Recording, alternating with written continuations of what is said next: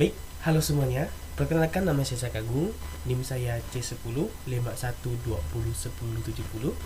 Prodi saya Ilmu Tanah. Makul saya yang saya presentasi ini adalah Teknologi dan Manajemen Pupuk. Langsung saja. Klarifikasi pupuk. Klarifikasi pupuk meliputi berdasarkan 1. Sumber alam dan buatan.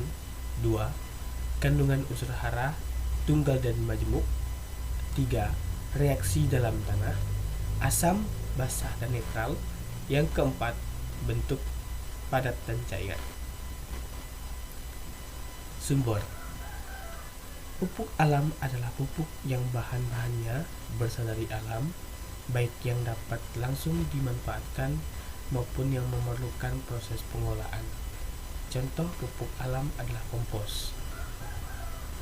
Sedangkan pupuk buatan adalah pupuk yang dibuat oleh pabrik dengan mengelola sumber daya alam atau bahan mineral menggunakan reaksi kimia dan fisika. Contoh pupuk buatan adalah pupuk urea dan pupuk TSP. Kandungan unsur hara. Pupuk tunggal adalah pupuk yang hanya mengandung satu unsur hara tertentu saja. Contohnya pupuk tunggal adalah pupuk N, memiliki satu unsur hara, inilah pupuk N. Sedangkan pupuk majemuk adalah pupuk yang mengandung beberapa unsur hara tertentu. Contohnya pupuk majemuk adalah pupuk N atau P, atau pupuk N dan K, memiliki beberapa unsur hara. Nah, selanjutnya reaksi dalam tanah. Yang pertama adalah asam. Penyebab tanah bereaksi masam atau ber-pH rendah adalah karena minimum unsur kalsium dan magnesium. Tanah organik cenderung memiliki keasaman tinggi karena mengandung beberapa asam organik hasil dekomposisi berbagai bahan organik. Asam jika skala pH kurang dari 7. Yang kedua adalah basah. Kondisi tanah dikatakan basah jika skala pH-nya mencapai lebih dari 7. Yang ketiga ada netral. Kondisi netral yaitu tidak dalam kondisi basah atau asam. Tanah yang memiliki pH tanah netral memiliki banyak keuntungan. Tanaman mampu tumbuh dengan baik sehingga produksi dapat dioptimalkan. Tanah yang netral memiliki pH sebesar 7. Bentuk. Pupuk padat adalah pupuk yang terbentuk bahan padat seperti bentuk ongkokan, remahan, butiran, atau kristal. Pupuk cair adalah lautan hasil dari pembusukan bahan-bahan organik yang berasal dari sisa tanaman, kotoran hewan, dan manusia yang mengandung unsur hara lebih dari satu unsur. Yang kedua adalah kelebihan dan kekurangan pupuk buatan dan pupuk organik. Baik, pengertian pupuk organik adalah pupuk yang sebagian atau seluruhnya berasal dari tanaman dan atau hewan yang telah melalui proses rekayasa, dapat terbentuk padat atau cair, yang digunakan mensuplai bahan organik untuk memperbaiki sifat fisika, kimia, dan biologi tanah. Sedangkan pupuk buatan adalah pupuk yang dibuat oleh pabrik dengan mengolah sumber daya alam atau mineral menggunakan reaksi kimia atau fisika. Contoh pupuk buatan adalah pupuk urea. Kelebihan dan kekurangan pupuk buatan. Kelebihannya dapat menyuburkan tanah yang tidak subur dengan tepat. Ini disebabkan oleh unsur hara pada pupuk buatan yang penting bagi tanaman seperti nitrogen, fosfor, kalium, belerang, dan magnesium.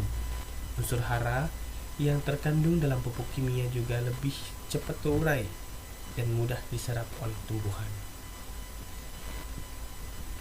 Kurangannya dapat menyebabkan peningkatan keasaman tanah dikarenakan mineral yang tidak dimanfaatkan mampu bereaksi dengan air yang ada di tanah membentuk senyawa asam, maka perlu adanya penilaian terhadap status nutrisi dari tanah dan tanaman sebelum memberikan pupuk kimia. Nah, kekurangan ini diakibatkan bisa juga karena kelebihan pemberian dosis terhadap tanah. Nah, selanjutnya, kelebihan dan kekurangan pupuk organik. Kelebihannya adalah pupuk organik mengandung unsur mikro yang lebih lengkap dibandingkan dengan pupuk kimia. Dan pupuk organik akan memberikan kehidupan bagi mikroorganisme tanah secara kelebihan lain dari pupuk organik, yaitu mempunyai kemampuan dalam memobilisasi dan menjembatani hara yang ada di tanah, sehingga akan membentuk partikel ion yang mudah diserap oleh tanaman.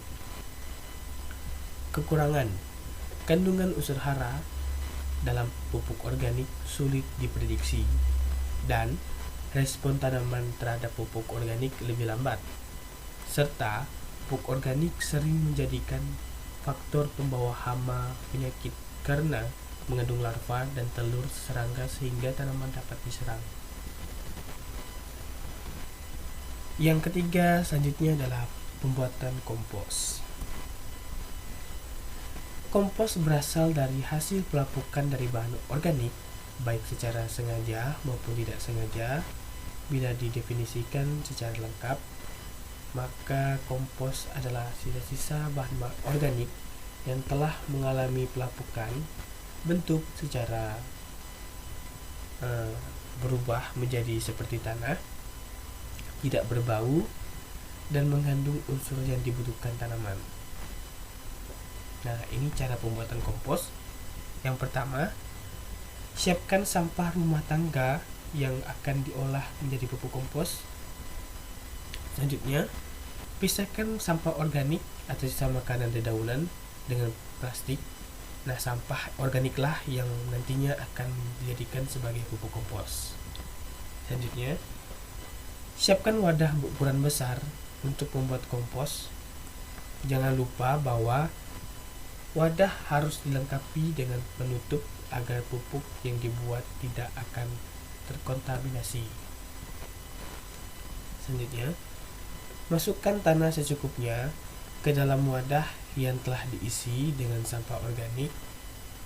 Ketebalannya bisa kamu sesuaikan dengan wadah dan banyaknya sampah organik.